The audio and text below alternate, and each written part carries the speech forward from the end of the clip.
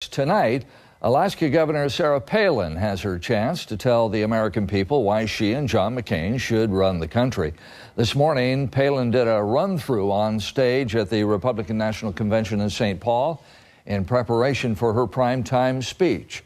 Last night, the convention's headline speakers, Independent Senator Joe Lieberman and former Tennessee Senator Fred Thompson, defended Palin, supported McCain, and attacked Barack Obama. Well, our political analyst, Mark Curtis, he's back in St. Paul. He joins us from there this morning. Mark, good morning. Ross, good morning to you. Listen, last night, President Bush appeared by satellite. He was given just a short time to speak. When was the last time a sitting president did not visit his party's convention? Ross, we'd have to go back 40 years to 1968 in the Democratic National Convention, that very turbulent convention and violent convention in Chicago. Lyndon Johnson was the incumbent that year, chose not to run for re-election, so he did not attend his own party's convention. So, yeah, the answer is 40 years. It's been a long time. What seems amazing to me, the featured speaker last night in prime time is a Democrat, Joe Lieberman.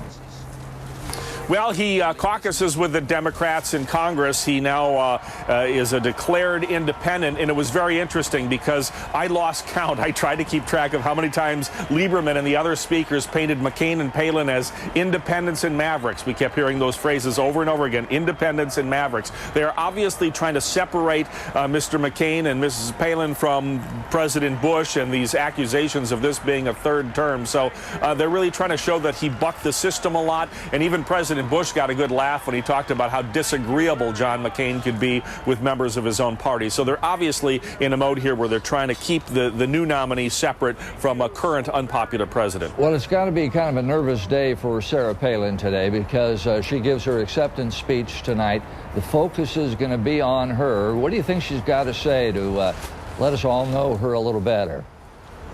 Quite honestly, Ross, I think she needs to hit it out of the ballpark. You must remember she's only been the nominee 5 days, and prior to last Friday, probably 95% of Americans never heard of her before. I think she has to come across as authentic. She just has to be herself. Look, she is a mom with 5 kids. She's a soon-to-be grandmother. She's not someone that aspired to high office all her life. She came to it by running for her local city council and then becoming the town's mayor and ascending to the governorship of Alaska by defeating a Republican incumbent, somebody from her own party. So that's where she gets that maverick stamp. But she really just needs to be herself and speak to people. This is her coming out party. It's her way of introducing herself not only to the delegates here, but to the American people. And she should just be natural and at ease. And I suspect she may know some of that from her years working in television. It's kind of interesting. In the Washington Post this morning, Howard Kurtz writes about Steve Schmidt. You know, he's the campaign manager for McCain and all. And he says that the news media is on a mission to destroy Sarah Palin. They say with all the liberal blogs and everything that they're just they're out to ruin her.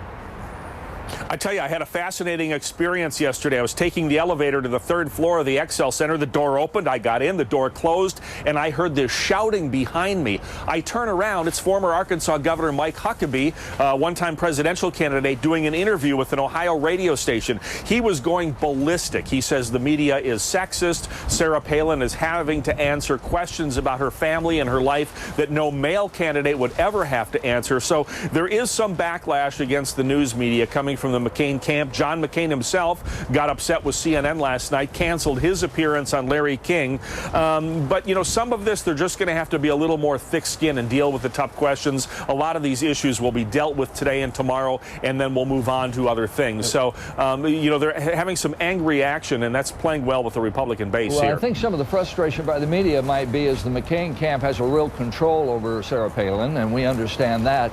But since her announcement, the announcement by John McCain, she would be the running mate, she, except for an interview with People magazine, has not answered one question from a reporter.